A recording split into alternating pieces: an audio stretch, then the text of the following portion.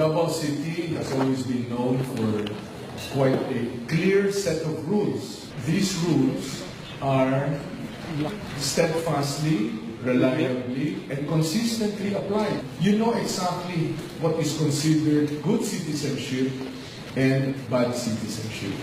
I think that is a quality of governance in Davao City that can benefit many other parts of our country.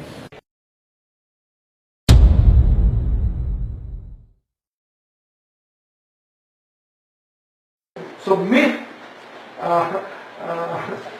kakaisip lang, imagination, itong payapa sa Davao City. Hindi ako naniniwala that the gun trumps all others. No?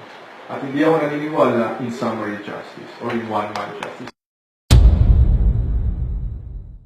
Mitulo na